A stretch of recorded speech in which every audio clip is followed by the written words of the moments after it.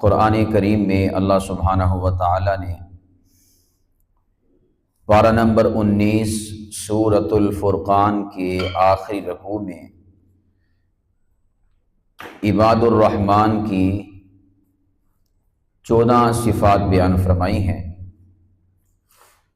جن میں سے 2 صفات کا ذکر ما قبل کی نشستوں میں ہو چکا ہے۔ آیت نمبر 64 میں اللہ پاک فرماتے ہیں والذین یبیتون لربہم سجدا وقیاما۔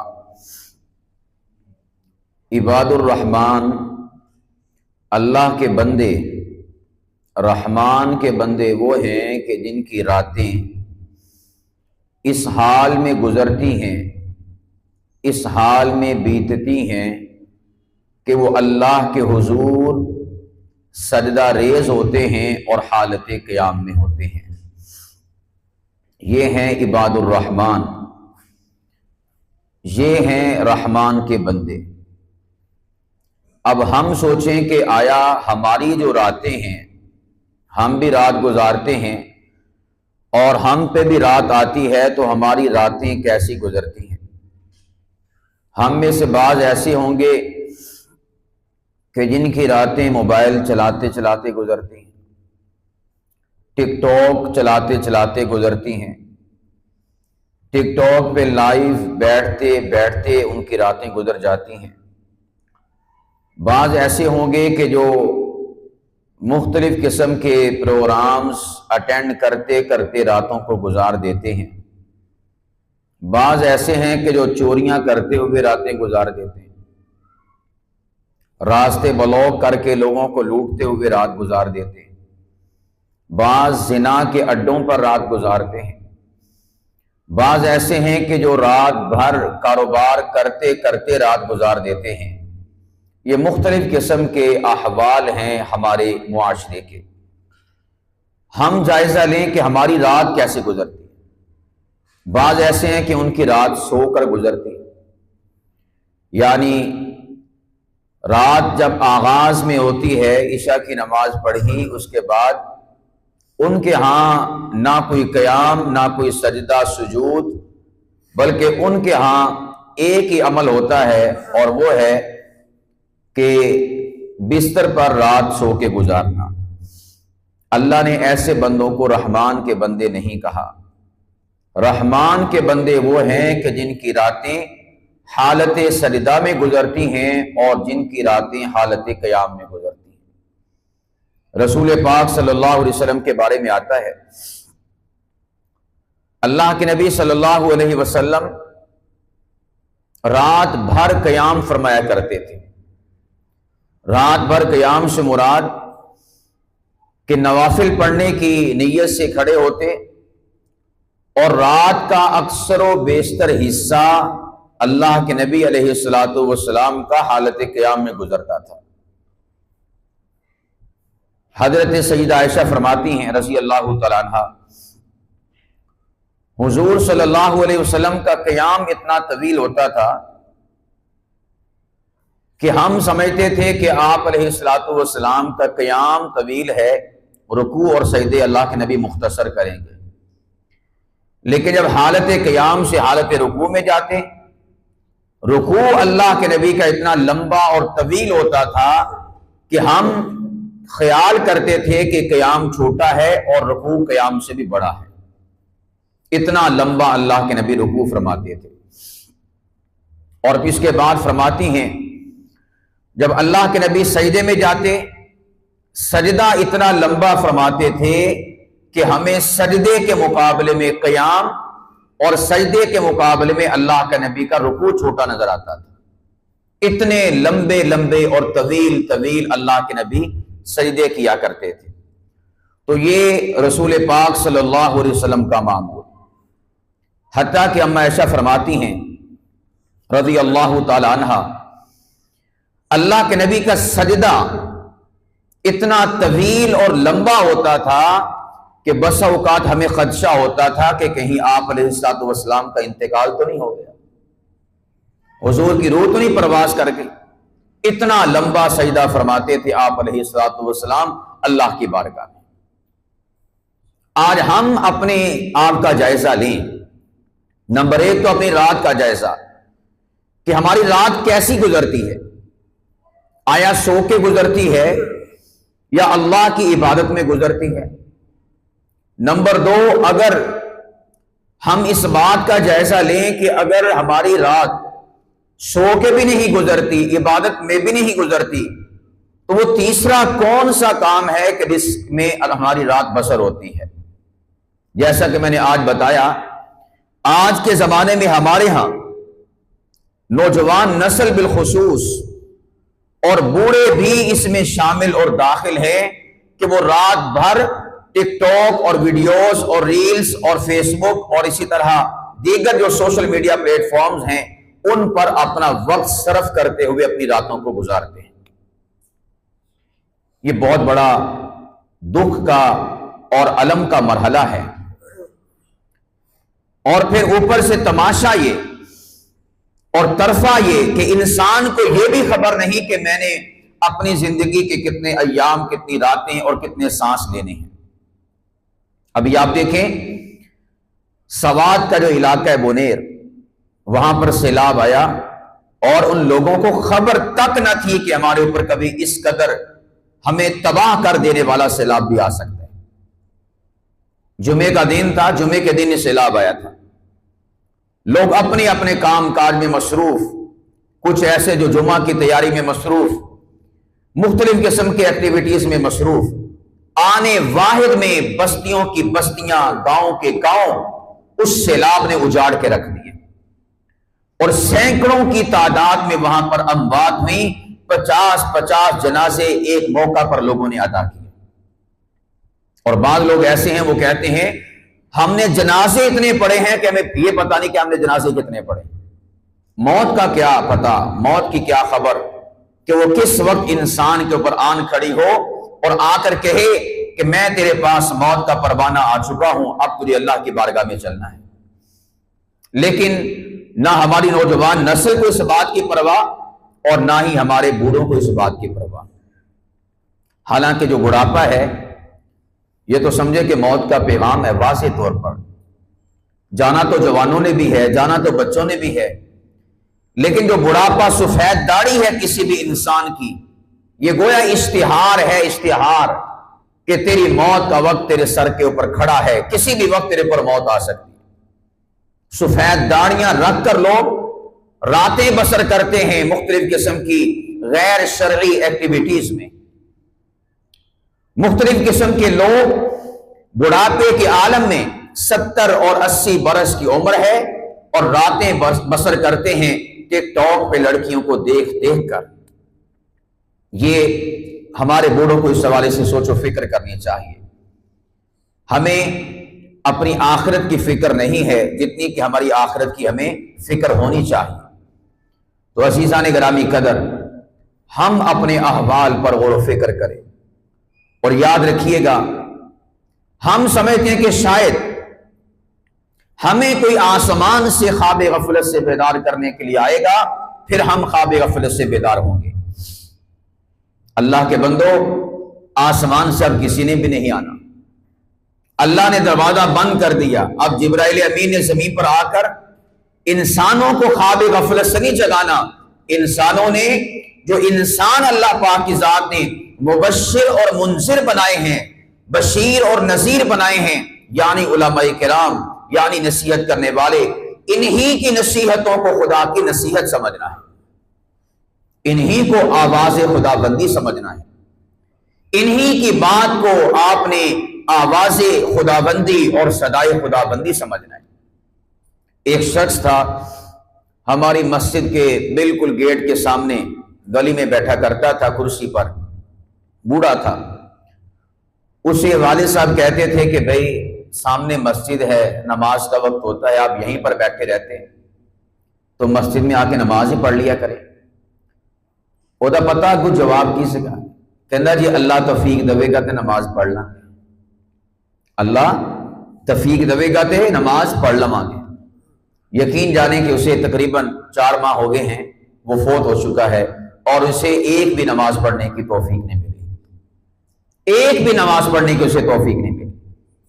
اللہ کے بندے، یہ اللہ کی توفیق ہے کہ کوئی بندہ تجھے نماز کے لیے مسجد میں بلا رہا ہے، اور توفیق کس شے کا نام ہے؟ یہ تو کافر بھی کہتے تھے کہ یہ محمد ہمارے جیسا انسان، ہمارے جیسا بشر، ہمیں نصیحتیں کرتا ہے، ہمیں سمجھاتا ہے، ہمیں کہتا ہے یہ کر لو وہ کر لو۔ نبی پاک صلی اللہ علیہ وسلم سے کہا کرتے تھے ہم تیری بات نہیں مانیں گے، تو ہمارے جیسا بشر ہے، اگر بات بنوانی ہے تو آسمان سے فرشتوں کو نازل کروا، فرشتے آ کر ہمارے ساتھ بات کریں، ہمارے ساتھ کمٹمنٹ کریں، پھر ہم سمجھیں گے تو ریئل ہے، تو سچا ہے، تو صحیح بات کرتا ہے۔ فرشتوں کی ڈیمانڈ کیا کرتے تھے۔ آج کے لوگ بھی یہ ڈیمانڈ کرتے ہیں۔ یہ جو ہمارے دروازوں پر دستک دینے والے تبلیغ والے، اللہ کی عزت کی قسم یہ اللہ کے فرشتے ہیں۔ اب آپ کہیں گے کہ آپ نے تبلیغ والوں کو فرشتہ کہہ دیا، فرشتہ تو اللہ کی خاص مخلوق ہے۔ قرآن کریم میں اللہ پاک فرماتے ہیں، پارہ نمبر 30 سورہ الناس اور سب سے آخری آیت مبارکہ، من الجنۃ والناس، اللہ پاک فرماتے ہیں کہ شیطانوں کا تعلق جنات کے گروہ سے بھی ہے، اور شیطانوں کا تعلق انسانوں کے گروہ سے بھی ہے۔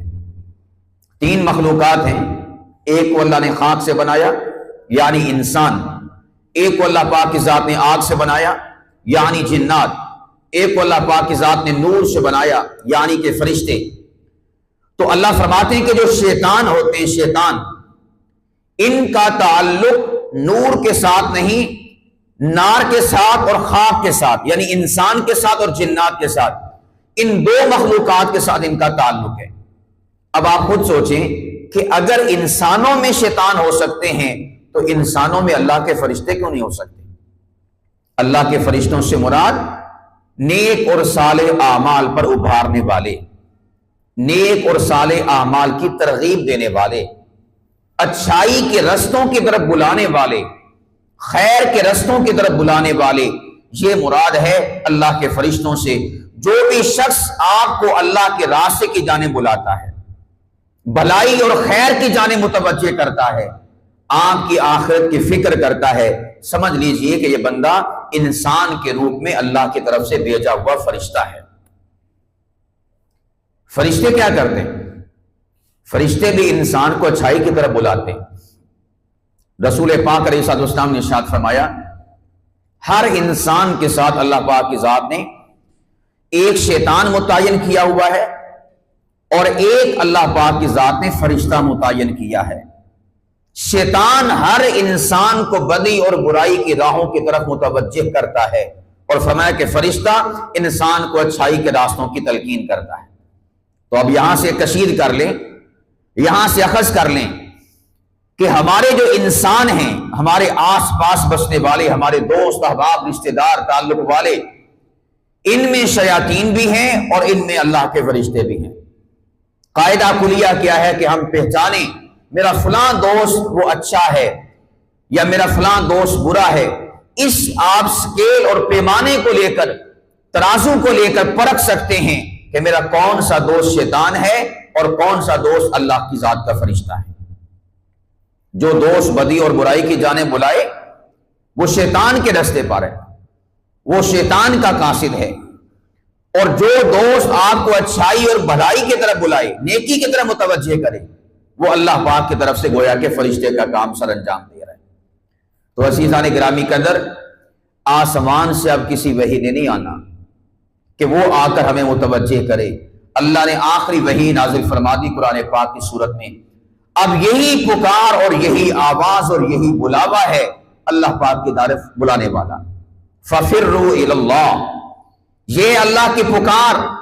اللہ پاک فرماتے ہیں انسانوں بھاگو اللہ کی طرف، دوڑو اللہ کی طرف، جیسے تم اپنے مال و متاع کے لیے، مال و اسباب کے لیے، تجارت کے لیے اور دیگر دنیا کے نفع حاصل کرنے کے لیے لپکتے ہو، بھاگتے ہو۔ یا ایسے کہہ لیں کہ جب ہوکا لگتا ہے نا کسی بھی محلے میں، آ لو با لو چیز ونڈی دی لئی جاؤ، آپ سارے بچپن سے ونڈی دی چیز لیندے ہوندے سی۔ اج کل دے بچے ہو چلو بھی ونڈی دی چیز لیندے، ہوکا لگتا ہے تو سب کے سب اس طرف جو ہے بھاگتے ہیں اور دوڑتے ہیں، لپکتے ہیں کہ میں اس شے کو لے لوں، میں اس شے کو لے لوں۔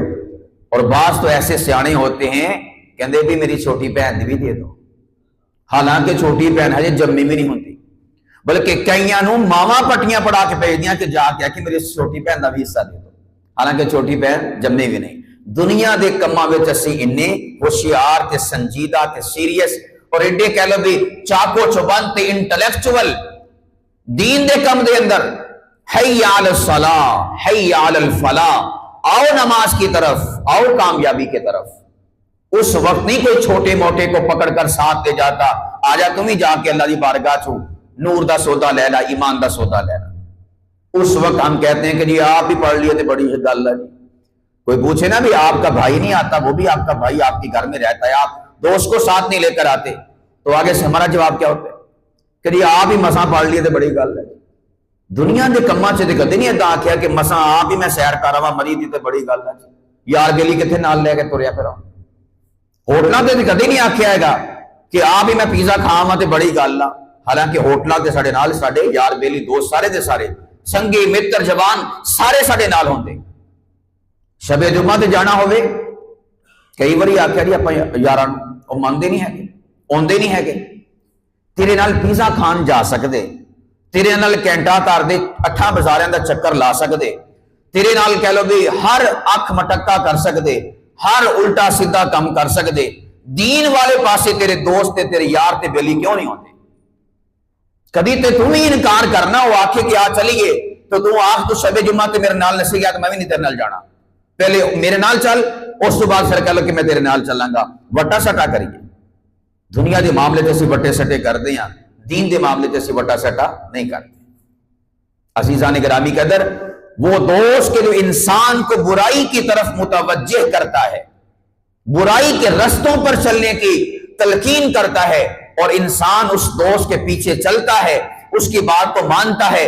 اللہ کا قرآن کہتا ہے قیامت کے دن یہی شخص اپنے دوست پر لعنت ڈالے گا اور افسوس کرے گا اے کاش کہ میں نے ایسے بدبختوں کو اپنا دوست نہ بنایا ہوتا، ان کے ساتھ میں نے یاری کا تعلق نہ نبھایا ہوتا۔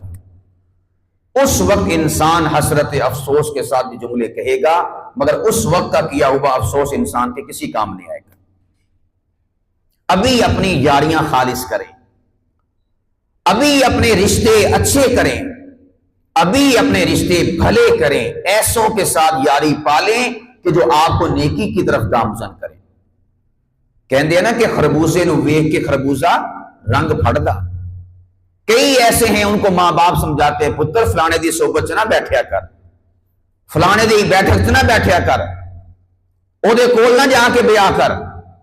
اگوں نیانے سیانے باندھے ہوئے ماں پیو نو آندے تانوں کی پتا، تانوں کی پتا، تسی پرانے زمانے دے بابے جدوں ویکھو کدی اے دے نال نہیں بہنا کدی او دے نال نہیں بہنا، اگوں نیانے سیانے بن کے باپ پیو نو گلاں اور پھر آگے سے کہتے ہیں میں کوئی بے وقوف ہاں کہ میں برا ہو جاواں گا، وہ تو نشہ کردا، وہ تو سگریٹ پیندا، وہ تو پان کھاندا، چھالیا کھاندا، تینوں بھی اپنے نال دا کر دے گا۔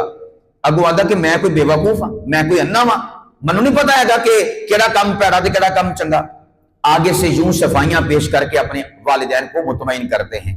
اور پھر ایک وقت ایسا آتا ہے کہ ایسے گناہ میں لتھڑ جاتے ہیں اور لبڑ جاتے ہیں اور پیوست ہو جاتے ہیں اور مستغرق ہو جاتے ہیں اور ایسے گناہ کی آلودگیوں میں اور اس دلدل میں جا کر گھس جاتے ہیں کہ پھر کفے افسوس ملتے ہیں، لیکن نشہ جان چھوڑتا نہیں ہے۔ اس وقت افسوس کرتے ہیں اے کاش کہ ہم نے اپنے بڑوں کی بات کو مانا ہوتا۔ عزیزان گرامی قدر، ہمارے جو بڑے ہمیں نصیحت کرتے ہیں ان کی نصیحتیں معمولی نہ سمجھی جائیں۔ ہمارے نوجوان طبقہ آج اس نصیحتوں کو معمولی سمجھتا ہے۔ میں لاہور میں ایک جگہ پر گیا، میرے شاگرد ہیں ملک پاکستان کے نامور نقیب حضرت مولانا محمد عدنان علوی حافظہ اللہ، وہ ایک جگہ پر ٹیچر تھے، اور ٹیچر کن کے تھے، استاد کن کے تھے؟ سارے کے سارے افراد وہ تھے کہ جو نشہ کر کر کے اس لیول پر پہنچ چکے تھے کہ ان کے لواحقین، ورثاء اور ماں باپ نے اور متعلقین نے انہیں علاج کے لیے ہاسپٹل میں داخل کروایا ہوا تھا۔ تو وہاں پر انہوں نے جو ہاسپٹل کی انتظامیہ تھی ارینج کیا ہوا تھا ایک مذہبی استاد کا تاکہ وہ ان کو نصیحت کریں. تو انہوں نے مجھے مدعو کیا کہ استاد جی آپ ان کو آ کر کچھ نصیحت کریں، کچھ سمجھائیں.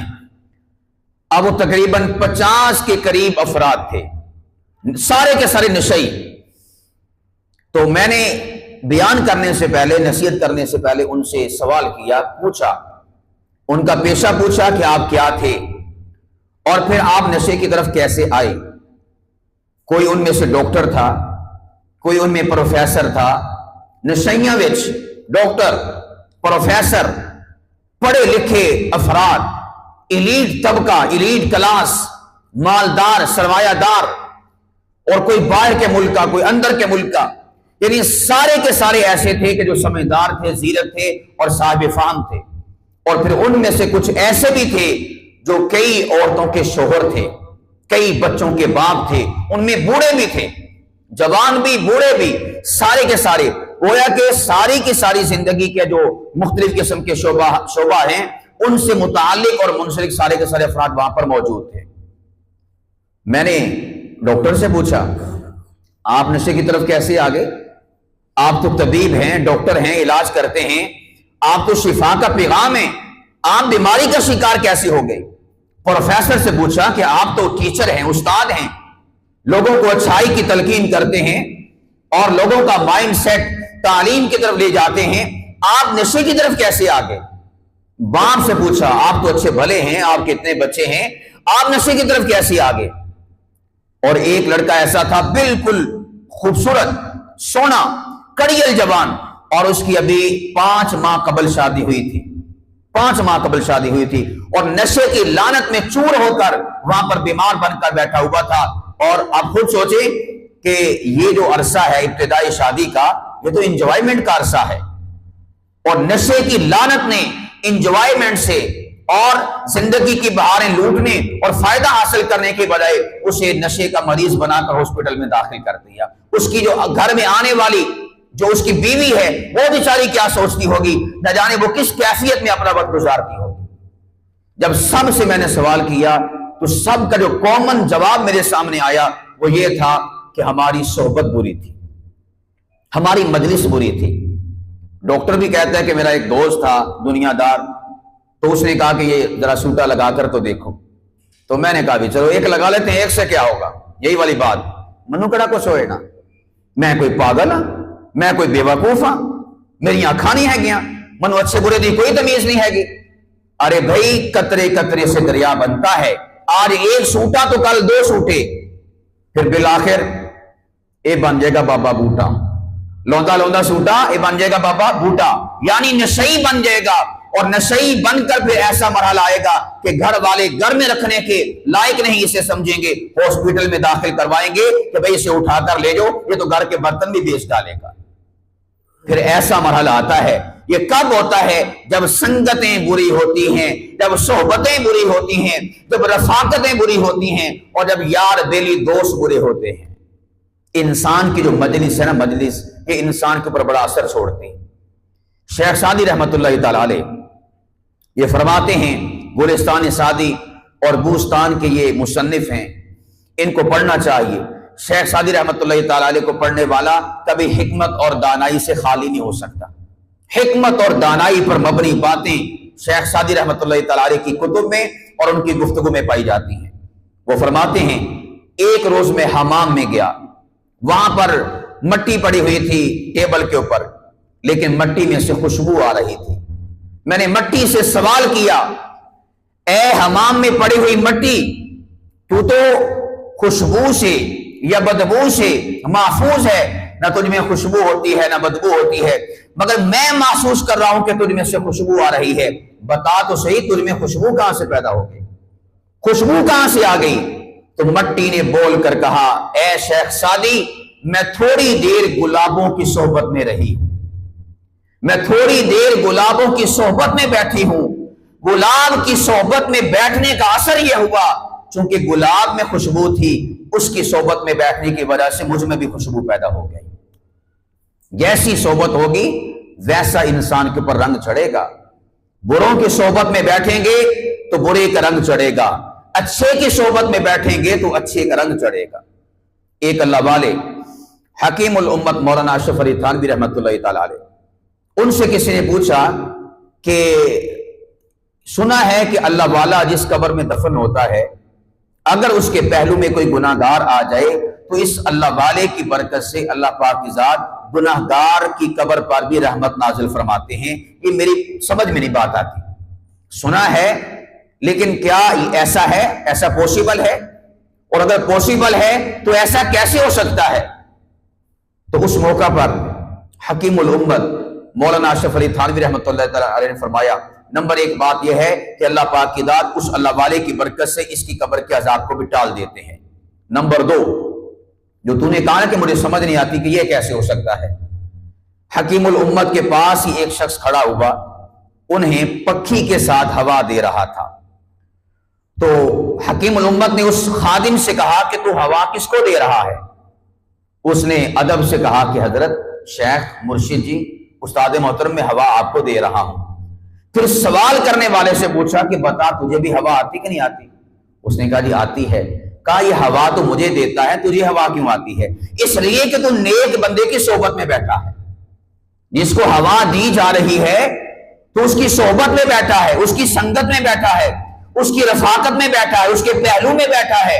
وہ ہوا تجھے نہیں دے رہا، دے مجھے رہا ہے، لیکن چونکہ تو میری صحبت میں بیٹھا ہے، میری صحبت میں بیٹھنے کی وجہ سے ہوا تجھے بھی مل رہی ہے۔ سیم اسی طرح جب اللہ کا ولی کسی قبر میں دفن ہوتا ہے، اللہ کی رحمتیں اس پر نازل ہوتی ہیں، لیکن اس کی برکت سے جو ساتھ پہلو میں ہوتا ہے اللہ پاک کی طرف اس کے اوپر بھی اپنی رحمتوں برکتوں کا نزول فرماتے ہیں۔ یہ ہے نیک بندے کی صحبت میں رہنے کا اثر، نیکوں کی صحبت میں بیٹھنے کا انسان کے اوپر اثر۔ اسی سارے گرامی قدر، آج ہماری صحبتیں دو قسم کی ہیں۔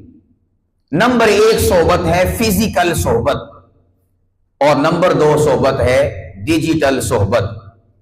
فزیکل صحبت سے مراد یہ ہے کہ فزیکل کوئی سچی مچی کوئی بندہ ساڈے کول بیٹھا ہوئے، یا اسی کسی دے کول بیٹھتے ہوئیے، اسی کسی نال گلاں کردے ہوئیے، کوئی ساڈے نال گلاں کردا ہوئے، اسے کہتے ہیں فزیکل صحبت۔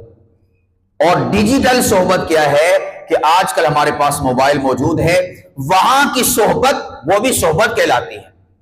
بہت سے لوگ ایسے ہیں جو اس ڈیجیٹل صحبت کو صحبت نہیں مانتے اور اس کے اثر کو اپنے اوپر اثر نہیں تسلیم کرتے کہ بھلا اس ریل کا، اس ویڈیو کا اور اس سٹیٹس کا اور فلاں فلاں شے کا مجھ پر کیا اثر ہو سکتا ہے، یہ کون سا کوئی میرے سامنے فزیکل شے ہے۔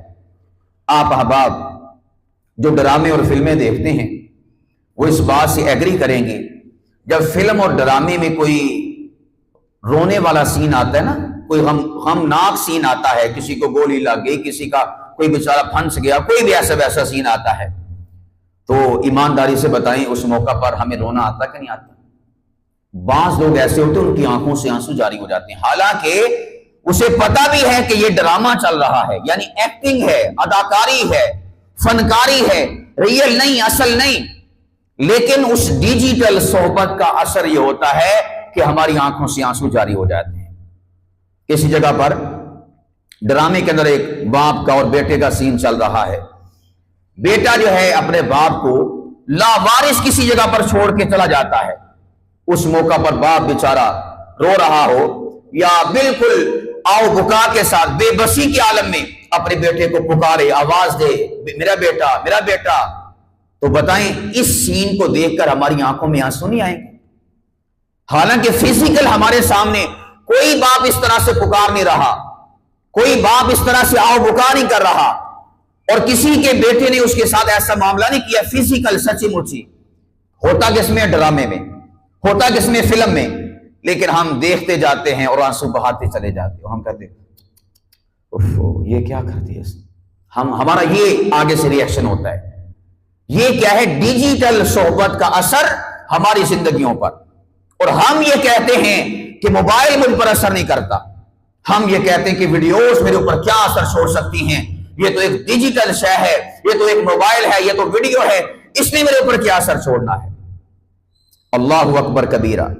دوستان سی وقار، یہ تجربہ شدہ بات ہے، اور تجربہ شدہ بات یہ کوئی سائنسدانوں کی نہیں، یا کسی آکسفورڈ یونیورسٹی میں یا کسی بڑی دنیا کی یونیورسٹی میں نہیں، ممکن ہے کہ ان کے تجربات بھی ہوں، اپنا ذاتی تجربہ بتا رہا ہوں۔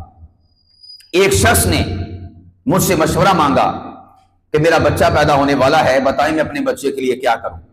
اس کا تقریباً 4واں-5واں مہینہ چل رہا تھا، یعنی وہ حمل تھا، بچہ ماں کے پیٹ میں تھا ابھی۔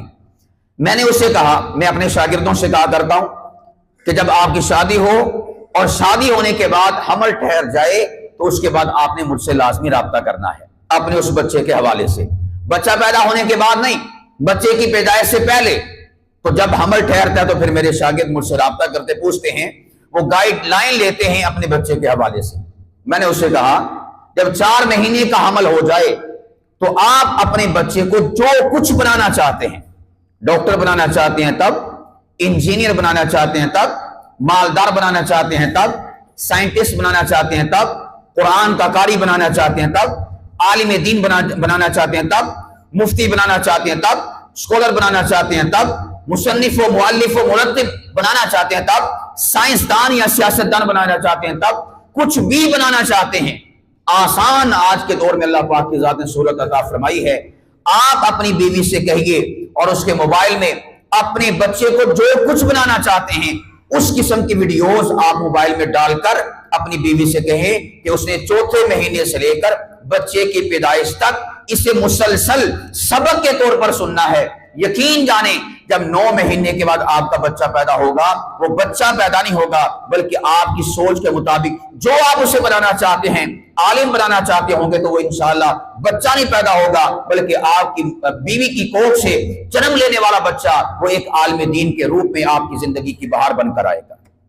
یہ ایک تجربہ شدہ بات ہے اور کئی سارے بچوں پر ہم نے اس کی آزمائش کی ہے۔ اب آپ خود سوچیں کہ اس کی جو بیوی ہے اور اس کے پیٹ میں بچہ ہے، اس کی بیوی کیا کرتی ہے؟ نیکوں کی صحبت میں نہیں جاتی، موبائل کو اس نے نیک بنا دیا ہے۔ موبائل کو کیا بنا دیا؟ نیک بنا دیا۔ اس نے تلاوتیں رکھی ہیں، اس میں نعتیں رکھی ہیں، اس میں اذان رکھی ہے، اس میں تقریر اور سپیچ اور گفتگو علم کے دین کے موضوع پر رکھی ہے، اسے مسلسل سن رہی ہے۔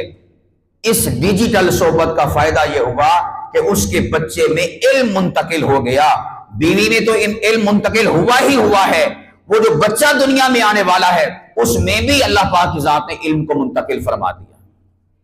یہ آج کے دور کی حقیقت ہے، کوئی شخص اس کا انکار نہیں کر سکتا۔ آج کتنی مائیں ایسی ہیں کہتی ہیں جی ساڑی اولاد نافرمانا، کدی اسباب تے غور کیتا؟ میں شوگر کا مریض ہوں، میں بلڈ پریشر کا ہائی کا لو کا مریض ہوں، اسباب کیا ہیں، وجوہات کیا ہیں، ریزن کیا ہے، علت کیا ہے؟ کبھی علل پر بھی غور و فکر کیا کرے کہ یہ مرض پھوٹا ہے تو کہاں سے پھوٹا ہے؟ بچے نافرمان ہیں، یہ تو کہہ دیا آسان سے زبان سے میرا بچہ میری بات نہیں مانتا، بھئی یہ نافرمان ہوا کہاں سے؟ کیا یہ نافرمان خدا نے پیدا کیا تھا؟ نہیں، اللہ کے نبی علیہ الصلوۃ والسلام نے ارشاد فرمایا ہر بچہ فطرت اسلام پر پیدا ہوتا ہے، ہر بچہ مسلمان پیدا ہوتا ہے، بعد میں اس کے والدین اسے یہودی یا نصرانی بنا دیتے ہیں۔ اللہ چنگے بچے پیدا کردا، یہ ماں پیو دا قصور ہے کہ بچے انہوں نے بعد پیدا ہوئے ہیں اور اس میں ماں باپ شریک کار ہوتے ہیں۔ اب آپ خود سوچیں ہماری عورتیں حمل کے زمانے میں کیا کرتی ہیں، ہمارے گھر کی مستورات حمل کے زمانے میں کیا کرتی ہیں؟ طبیعتیں ان کی خراب ہوتی ہیں، جو اب آپ شادی شدہ ہے وہ جانتے ہیں، آرام کرنے کو جی چاہتا ہے۔ اب جب آرام کرنے کو جی چاہتا ہے اس دوران ان کی ایکٹیویٹیز کیا ہیں، ان کی مصروفیات کیا ہیں، وہ کیا کرتی ہیں؟ ان کے پاس ایک موبائل ہوتا ہے اور موبائل میں پھر وہ مختلف قسم کے ڈرامے ڈاؤن لوڈ کر رکھے ہوتے ہیں، وہ دیکھتی ہیں مسلسل، وقت بھی پاس ہو جاتا ہے، ڈرامہ بھی دیکھ لیتے ہیں اور کہانی بھی سمجھ آ جاتی ہے، سٹوری کا بھی پتہ چل جاتا ہے۔ اب آپ خود سوچیں ڈراموں میں ایسے سین نہیں دکھائے جاتے کہ جس میں بچے اپنے ماں باپ کے مقابل کھڑے ہوتے ہیں، ڈراموں میں ایسے سین نہیں ہوتے کہ بچیاں اپنی ماں کے مقابلے میں کھڑی ہوتی ہیں اور تلخ جو ہے اور کچھ باتیں اپنی ماں کے سامنے کرتی ہیں۔ اب یہ سارے کے سارے سین وہ حمل کے زمانے میں عورت ٹائم پاس کرنے کے نام پر دیکھ رہی ہے، فیس کر رہی ہے۔ یہ دراصل اپنے بچے کو خوراک مہیا کر رہی ہے، تربیت مہیا کر رہی ہے۔ بچہ جب پیدا ہوتا ہے پھر وہ فرما بردار بچہ نہیں پیدا ہوتا، وہ نافرمان بچہ پیدا ہوتا ہے۔ ہمارے پاس کئی کیسز آتے ہیں عملیات سے متعلقہ، ہمارے گھر میں جادو ہے، ہمارے گھر میں جنات ہیں، آسیب ہے، سایہ ہے، بچے جھٹکے لگتے ہیں، یہ ہوتا ہے وہ ہوتا ہے۔ تو سب سے پہلا ہمارا سوال کیا ہوتا ہے؟ آپ انڈین فلمیں دیکھتے ہیں، انڈیا کی فلمیں دیکھتے ہیں، تو آگے سے جواب آتا ہے کہ دیکھ لیتے ہیں ایک آدھ، 24 گھنٹوں میں ایک آدھ فلم لازمی دیکھ کر سوتے ہیں۔ اللہ کے بندو، ان کے مندروں میں جو ان کے پجاری اور ان کے مجاور اور ان کے جو مذہبی پیشوا ہیں، وہ جو کچھ پڑھ رہے ہوتے ہیں وہ سارا کا سارا جادو پر مبنی منتر ہوتا ہے، اور ہم وہ فلمی سین کے طور پر دیکھ رہے ہوتے ہیں۔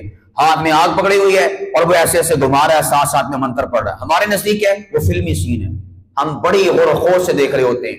اب آپ خود سوچیں کہ اگر کوئی جادوگر فزیکل ہمارے گھر میں آ کر منتر اور جادو پڑھے، اس کا اثر ہوتا ہے، تو یہ بھی تو الفاظ ہی منہ سے ادا کر رہا ہے نا، یہ بھی تو ہماری گھر کی فضاؤں میں الفاظ گونج رہے ہیں، گردش کر رہے ہیں، اور ہمارے کانوں میں، ہمارے بچوں کے کانوں میں وہ سب کے سب داخل ہو رہے ہیں۔ وہ جادو وہاں پر کرتا ہے اور اس کے جادو کا اثر آپ کے گھر پر ہوتا ہے، آپ کی ذات پر ہوتا ہے۔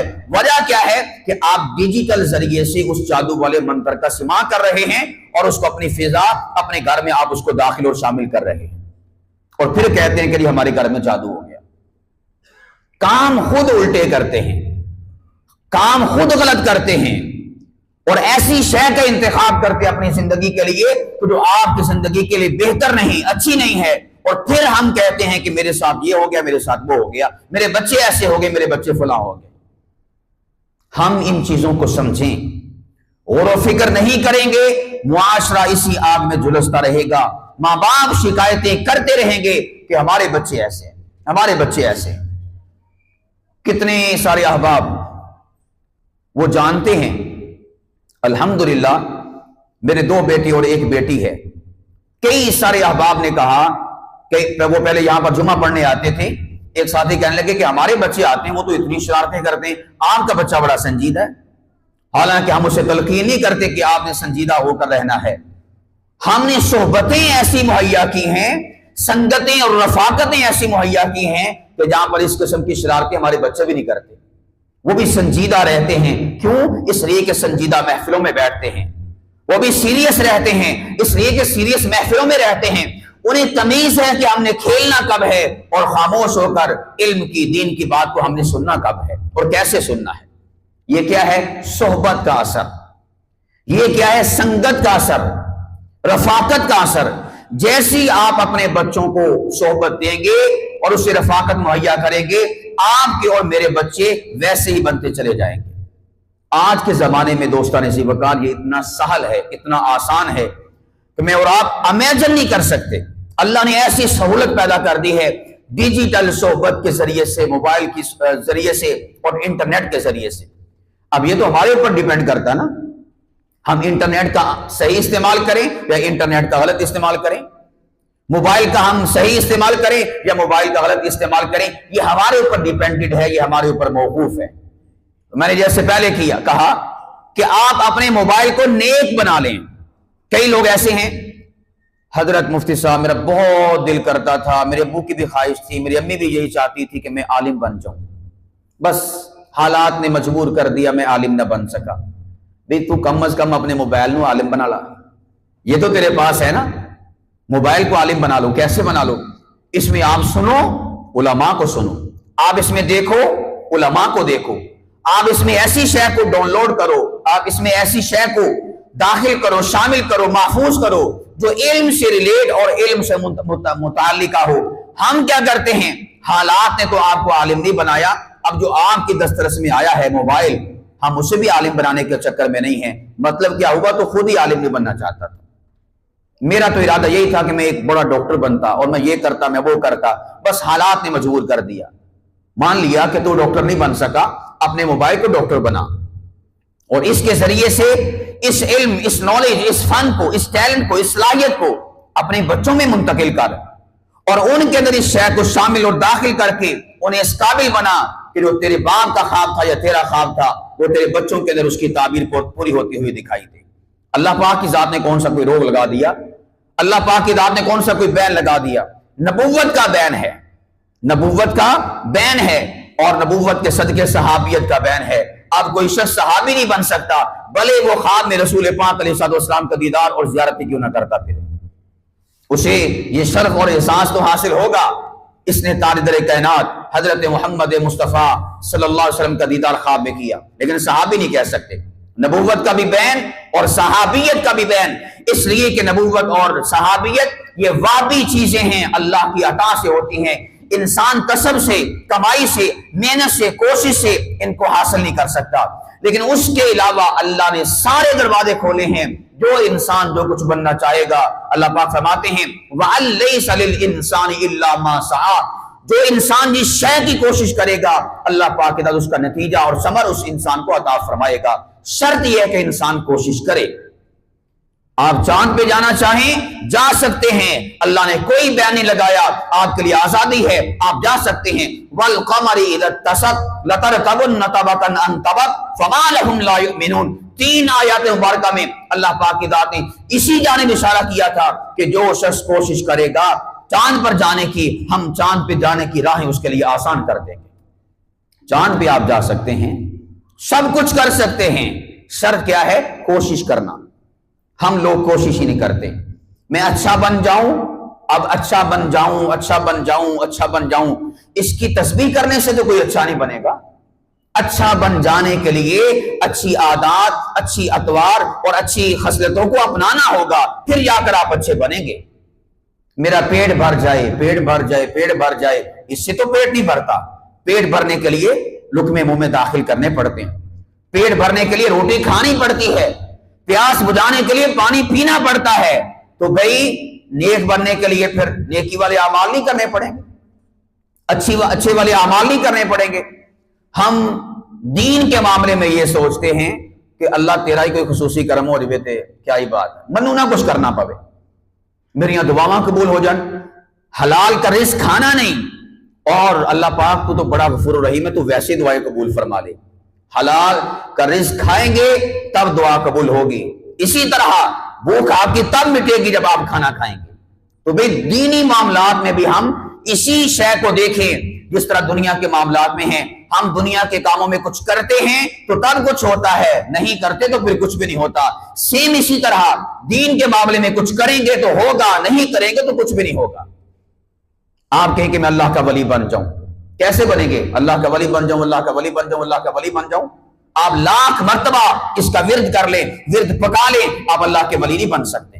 اللہ کا ولی بننا تو کیا کریں؟ اللہ کا قرآن کہتا ہے پارہ نمبر 11 سورہ یونس میں اللہ پاک فرماتے ہیں الذین آمنوا وکانوا یتقون. اللہ کے ولی وہ ہوتے ہیں جو سب سے پہلے اللہ کی ذات پر، ضروریات دین پر ایمان لاتے ہیں، اور سیکنڈ نمبر پر اللہ کی نافرمانی اور گناہوں سے اپنے آپ کو بچا لیتے ہیں، وہی اللہ کے ولی ہوا کرتے ہیں.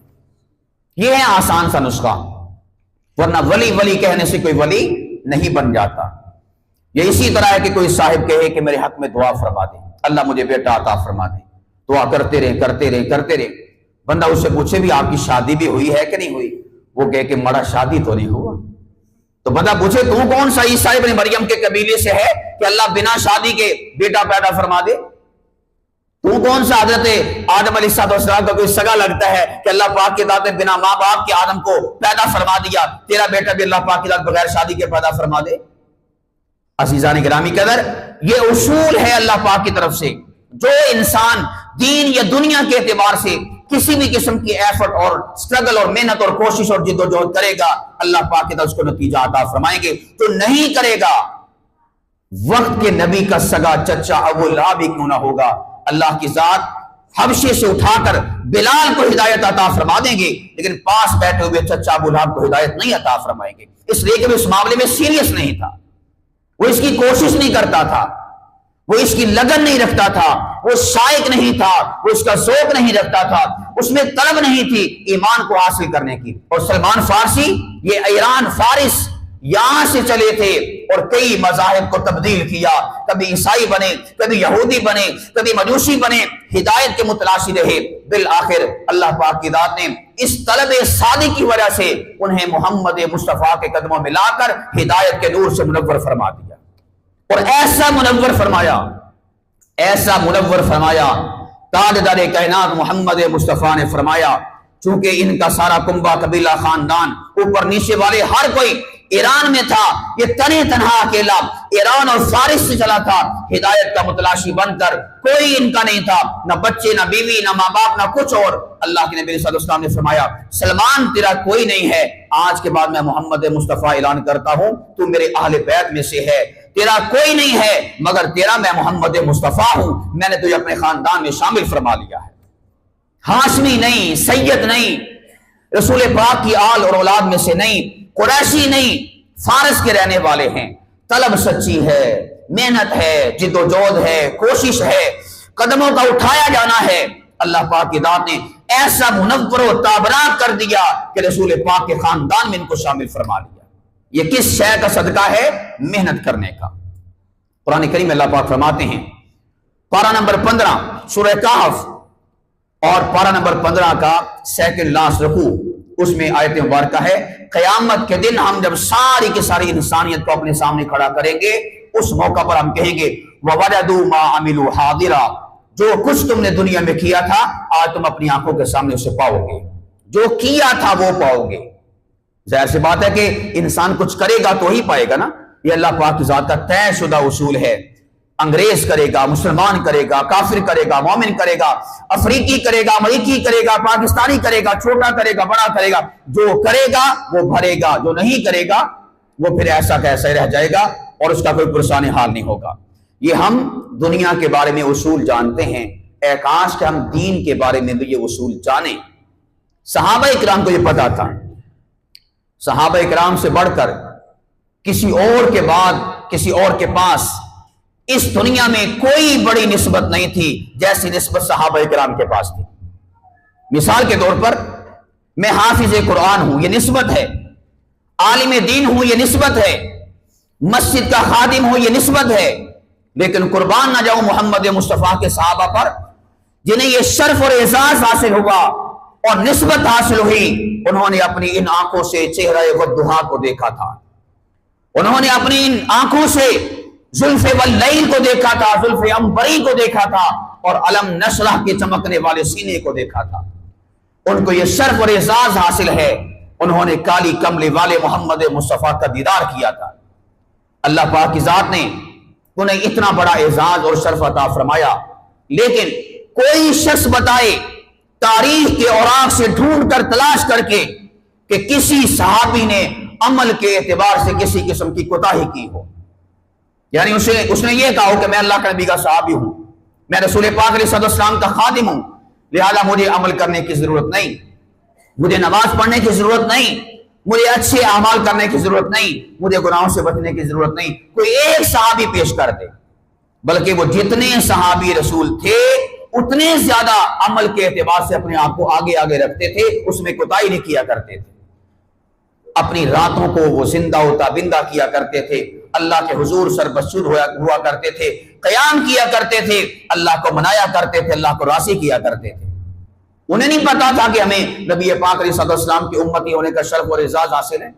आज हम कहते हैं ओ यार नेकी दे काम करने की कोई लोड़ नहीं हैगी, आप अल्लाह के नबी दे सोने नबी अलैहिस्सलाम दे उम्मती जो है गया, अल्लाह के नबी ने सानू बख्शवा लेना। की गल एक गल सहाबा इकराम नूं पता नहीं सी, असीं ते हदीसां किताबां विच पढ़ियां, सहाबा ते ओ सन जिन्हां ने शिफात दी हदीसां मुहम्मद मुस्तफा दी जुबान चों सुनियां। उन्हां दा साडा किदां कंपैरिजन हो सकदा?